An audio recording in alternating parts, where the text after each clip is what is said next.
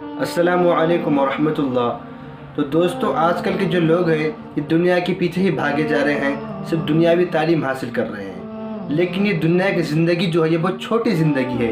इसी के लिए हम दिन रात मेहनत कर रहे हैं। असल जो ज़िंदगी है वो मरने के बाद शुरू होगी, और वो ज़िंदगी बहुत बड़ी ज़िंदगी है। लिहाजा हमें चाहिए कि हम उस ज़िंदगी के लिए तैयारी करें। बहरहाल आज हम शुरू करेंगे ऑनलाइन मकतब दीनियात का सबक नंबर 28। आप इसे ध्यान से देखें और इसको याद करें। अगर आपको कुछ परेशानी हो या सबक कुछ समझ ना आ रहा हो तो आप हमें कमेंट कर सकते हैं। तो चलो वीडियो शुरू करते हैं। आप हमारे चैनल ऑनलाइन मकतब दीनियात को सब्सक्राइब कर दीजिए और साथ ही इस बेल आइकन को भी दबा दीजिए ताकि नई वीडियो आपको मिल सके। तो नाजरीन, एल्डर कोर्स की अव्वल किताब ओपन करने के बाद नूरानी कायदा, जिसके अंदर हमने अलिफ मद्दा, या मद्दा, वाव मद्दा, इन तीनों की उमूमी मश्क हमने कर ली है। आज हम पढ़ेंगे खड़ा ज़बर, खड़ा ज़ेर और उल्टा पेश। आप देख सकते हैं स्क्रीन पर, इसे कहते हैं खड़ा ज़बर, इसे कहते हैं खड़ा ज़ेर और इसे कहते हैं उल्टा पेश। खड़ा ज़बर, खड़ा ज़ेर और उल्टा पेश को एक अलिफ के बराबर खींचकर पढ़ी, यानी अलिफ मद्दा, या मद्दा, वाव मद्दा, इन तीनों की तरह इन्हें भी एक अलिफ के बराबर खींचकर पढ़ना है।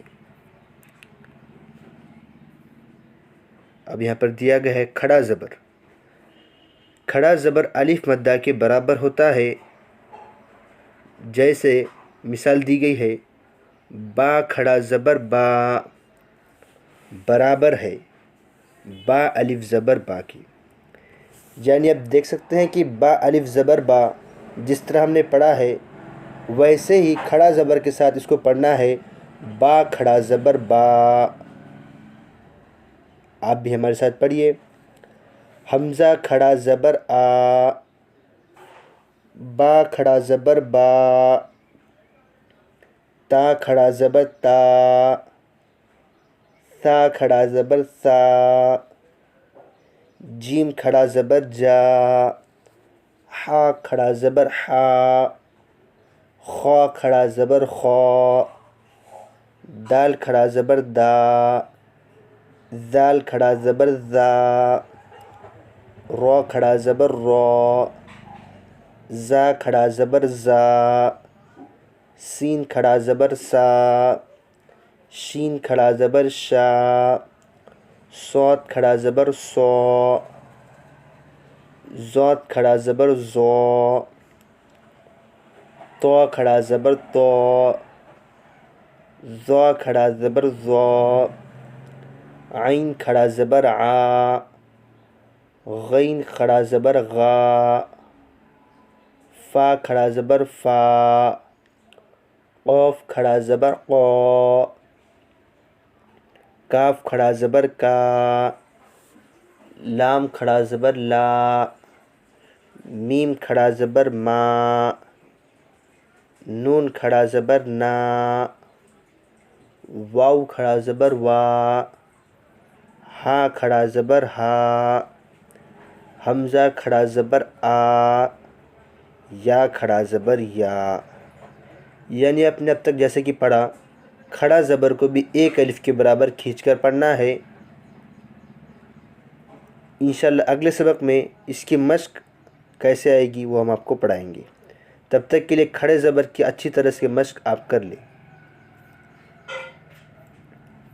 दुआ व सुन्नत के अंदर पिछले सबक में हमने शैतान से हिफाजत की दुआ पढ़ी थी। आज हम पढ़ेंगे सबक नंबर 26, ख़ास मौक़ों पर कहे जाने वाले मसनून कलिमात। किसी मुसलमान से मिले तो सलाम करे। पूरा सलाम बताया गया है यहाँ पर, आप भी हमारे साथ पढ़िए। अस्सलामु अलैकुम व रहमतुल्लाहि व बरकातुहू। बाद ज़्यादा सलाम करते हैं कि अस्सलाम वालेकुम, ये सलाम बिल्कुल गलत है। सही सलाम है अस्सलामु अलैकुम व रहमतुल्लाहि व बरकातुहू। اس کا ترجمہ یہ ہے کہ تم پر سلامتی ہو اور اللہ کی رحمت اور اس کی برکتیں ہوں۔ یعنی ہم جو یہ سلام کرتے ہیں اس کا ترجمہ کیا ہے یہ یہاں پر بتایا گیا ہے کہ تم پر سلامتی ہو اور اللہ کی رحمت اور اس کی برکتیں ہوں۔ کوئی مسلمان سلام کرے تو یہ جواب دے۔ اگر آپ کو کسی نے سلام کیا تو اس کا جواب کیسے دینا چاہیے یہاں پر بتایا گیا ہے، وَعَلَيْكُمُ السَّلَامُ وَعَلَيْكُمُ السَّلَامُ وَرَحْمَةُ اللَّهِ وَبَرَكَاتُهُ۔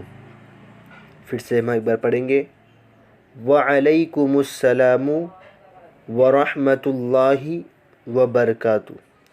ترجمہ، تم پر بھی سلامتی ہو اور اللہ کی رحمت اور اس کی برکتیں ہو۔ یہ سلام اور اس کا جواب آپ اچھے طریقے سے یاد کریں، اس سے انشاءاللہ ہمارا بہت فائدہ ہوگا۔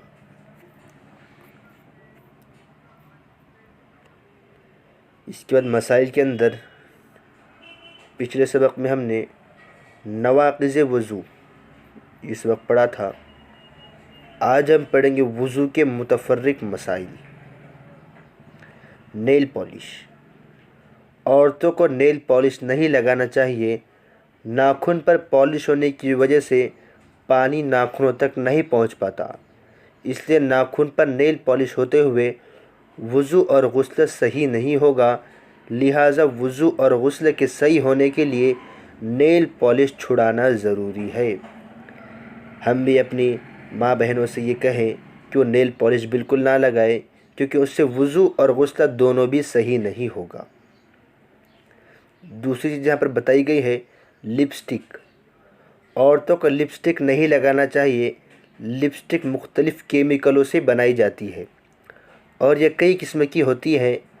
اگر یہ تہدار پرت والی ہے تو وضو اور غسل کے وقت اس کا صاف کرنا ضروری ہے، ورنہ وضو اور غسل صحیح نہیں ہوگا۔ لپسٹک لگانے سے بھی اگر لپسٹک تہدار ہے، پرت والی ہے تو اس سے صاف کرنا ضروری ہے، ورنہ اس سے بھی غسل نہیں تو وضو نہیں ہوگا۔ ان دو باتوں کا آپ دھیان رکھیں۔ پینٹ اور انگوٹھے کے کیا مسئلے ہیں وہ میں آپ کو اگلے سبق میں بتاؤں گا۔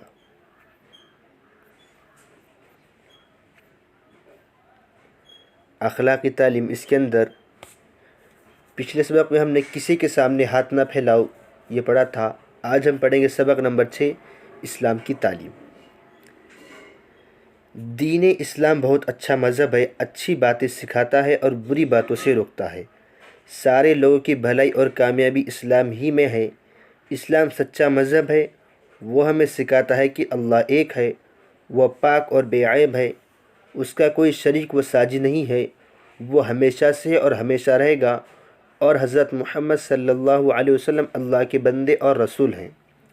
قرآن مجید اللہ تعالیٰ کی کتاب ہے۔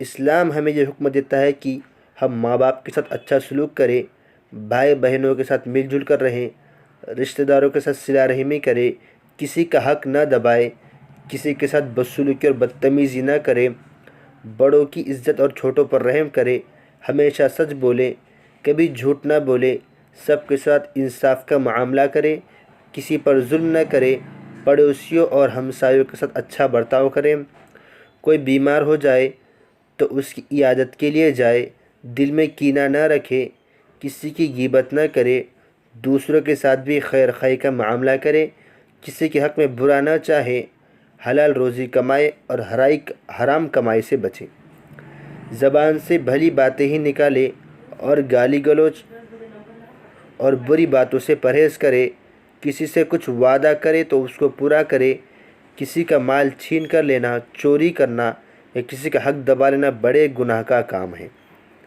شراب پینا، جوا کھیلنا، سودی لین دین کرنا بھی ناجائز اور حرام ہے، ان سب سے بچتے رہیں۔ گرد اسلام سراسر اچھائیوں کی تعلیم دیتا ہے، دنیا و آخرتی کامیابی کی راہ دکھاتا ہے۔ اسلام ہی تمام لوگوں کے لیے نجات کا سیدھا راستہ ہے، اور وہی راستہ لوگوں کو اللہ تک پہنچانے والا ہے۔ ہم زندگی گزارنے کے معاملے میں آزاد نہیں ہیں کہ جس راستے پر چاہے چلے، اس لیے کہ ہر راستہ اللہ تک پہنچانے والا نہیں ہے، بلکہ اللہ تک پہنچانے والا راستہ صرف اسلام سے ہے۔ جو شخص بھی اسلام سے ہٹ کر زندگی گزارے گا اسے کبھی کامیابی نہیں مل سکے گی، اسے ہمیشہ نقصان اٹھانا پڑے گا، کیونکہ اللہ تعالیٰ کے نزدیک دین اسلامی پسندیدہ اور مقبول دین ہے۔ اس کے علاوہ کوئی دین اور دھرم اللہ کے ہاں مقبول نہیں ہے۔ قرآن کریم میں اللہ تعالیٰ کا ارشاد ہے، بے شک معتبر دین تو اللہ کے نزدیک اسلام ہی ہے۔ ایک دوسری جگہ ارشاد ہے، اور جو کوئی شخص اسلام کے علاوہ کوئی دین اختیار کرنا چاہے گا تو اس سے وہ دین قبول نہیں کیا جائے گا۔ یہاں پر اسلام نے تعلیم دی ہے، یہاں پر بتایا گیا ہے، اس بات کو دھیان رکھیں۔ اردو زبان کے اندر پچھلے سبق میں ہم نے طوز اور یہ سبق پڑھا تھا۔ آج ہم پڑھیں گے سبق نمبر 12 عین غین۔ عین با زبر عب، عین با زیر عب، عین با پیش عب، عین الف زبر ع۔ یعنی آپ کو پچھلے سبق میں نے بتایا تھا کہ اردو کے اندر حرکت نہیں ہوتی، آپ اپنی مرضی کے مطابق اس پر حرکت لگا سکتے ہیں۔ مشق کرنے کے لیے ہم اس پر زبر کی حرکت لگا کر پڑھیں گے۔ عین الف زبر ع، عین جیم زبر عج، غین دال زبر غد، غین را زبر غر، غین شین زبر غش، عین صاد زبر عص، عین طا زبر عط، عین فا زبر عف، عین کاف زبر عق، غین میم زبر غم، عین نون زبر عن، عین ہا زبر آہ۔ اس طرح ہم نے اردو کا سبق بھی مکمل طور پر پڑھ لیا ہے۔ آپ اس سبق کو اچھی طریقے سے یاد کریں اور اس سے اپنے رشتہ دار اور دوستوں کو بھی شیئر کریں تاکہ وہ بھی گھر بیٹھے مکتب سے فائدہ اٹھا سکیں۔